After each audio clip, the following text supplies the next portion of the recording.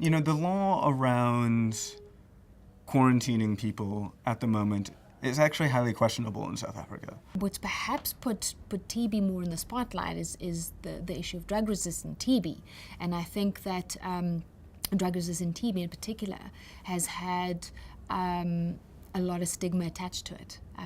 More so, I'm almost tempted to say, than HIV, because it's such an infectious in terms of the spread. We don't have proper contact tracing teams in place. We don't have proper follow-up teams in place. We don't have necessarily the proper support structures in place for people on TB medication. And those lead to defaulting practices, those lead to development of drug-resistant tuberculosis. In terms of the response, in terms of isolating people for extended periods of time if they have drug-resistant TB, and that may potentially serve as a disincentive for people to seek treatment. We've decided as a policy to incarcerate, essentially, people who are discovered to have MDR or XDR TB. Now, I don't mean incarcerate in prisons, but we take away their liberty. We put them into facilities that they're not able to leave. That's why it's so important to try and get the policies and the programs that respond to drug-resistant TB, but also which will incorporate the response to TB to look at a more human rights-based approach. Isolation may make sense in certain contexts, but we don't have the capacity to do that with people living with drug-resistant TB in South Africa. WHO estimates of how many people we found with drug-resistant TB in 2008 were around 10,000 individuals.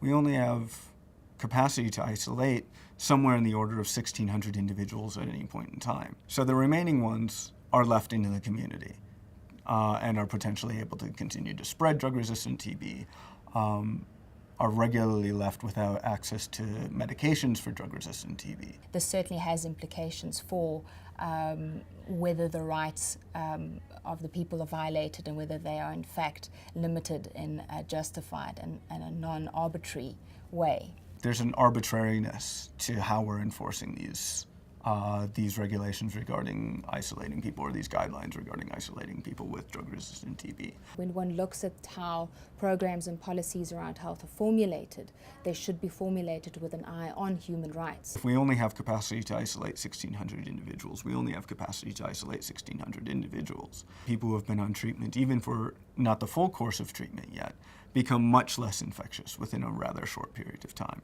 If we can release one of those individuals who doesn't want to be in the facility and keep them on treatment, and put somebody who's more infectious, get them out of the community who wants to go into isolation, get access to treatment, and get them onto treatment, that's a better course. You know, there are individuals who do want to go into isolation, they want access to that treatment, and there are other individuals who have been isolated who want to leave.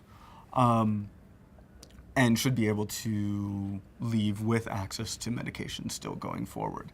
That hits at the heart of some of the arbitrariness of the idea of forcibly isolating individuals in the context of an MDR-TB epidemic in the country. We are asking to put themselves in isolation for extended periods of time, for example, drug-resistant TB. We want to give something back to them. So we want to make sure that their human rights are protected and not violated, because they are really doing this for the public good. One of the things that I think gets misunderstood about isolation is that it's not just we're removing somebody from the community and putting them a couple blocks down the road. A lot of these facilities are not particularly well resourced. They don't have much for people to do in the facility, and people are staying there for a very long extended period of time. And their families can't necessarily afford to be able to make the trip to see them while they're in isolation. People lose their job, they lose their income.